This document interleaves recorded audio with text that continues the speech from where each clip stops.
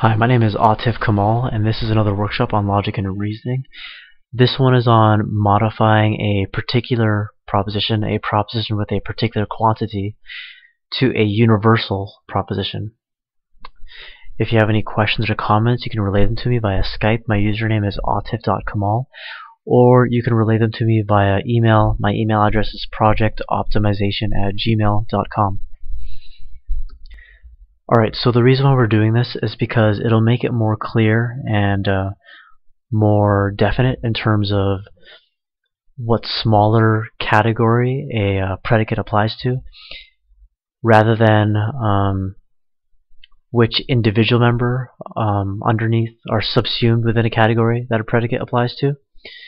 And I'll give you an example to illustrate that. Alright, so here you have the proposition, some bedbug bites lead to infections. Now, just reading that proposition, it's not clear which particular bedbug bites lead to infections. The way you could make it clear is by either specifying the conditions or circumstances of the bedbug bites that lead to infections, or you specify the specific type of bedbug bite that leads to infections. I don't feel like we're able to specify a specific category of bedbug bites, but I think we can specify the specific circumstances or conditions. Okay, and here's an example.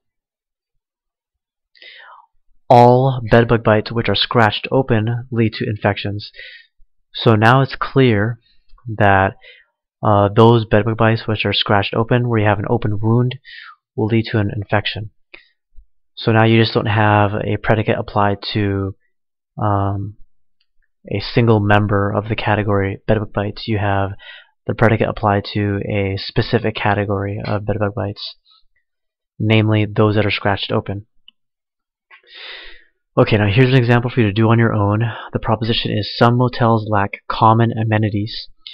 When I say lacks common amenities, I mean things like maybe like a refrigerator or AC or internet or whatever else you can think of.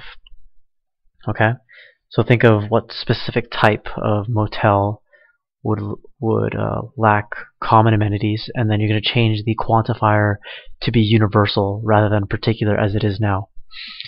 If you need more time, you can pause the video. Otherwise, I will move on to my answer, which might be different from your answer. Okay, now the answer that I have is all poorly managed motels lack common amenities. So if you know what it takes for a motel to be poorly managed, and you see evidence of that, then that would lead you to suspect that this motel may or probably does lack some common amenities. Those could be some thoughts that you would have if you saw that a motel was poorly managed. Alright, if you'd like more practice, you can go to Yahoo, Businessweek, or whatever other news website you like to go to get articles. And then whichever article you choose, look for words like can or able. The reason why I'm having you or telling you to look up words like can or able is because in my experience, generally you'll find statements or propositions using those words that tell you the limits or the potential abilities of a particular noun. So for example, let's say if you have a proposition that says some cars can reach speeds as fast as 200 miles per hour. Now you want to know which particular types of cars can reach those kinds of speeds, so you can be more definite. And something that would be more definite is, let's say, now first, when I say this, I know nothing about cars, so you might want to choose a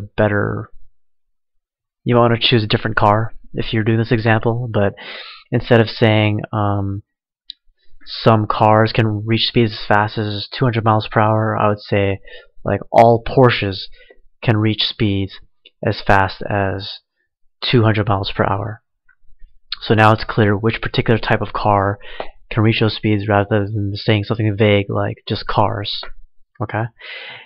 So yeah, you're going to specify either the category or the circumstances or conditions of the subject, whichever subject you choose, so that you can make the quantity universal so that the predicate applies to all of the category that you now have after making it more specific. Okay, so next up I will go over categorical assumptions. An example of an argument which would have a categorical assumption would be he died because he had cancer.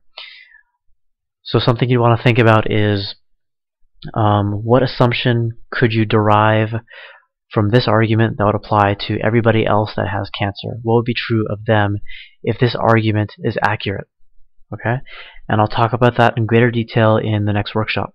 Alright, thank you.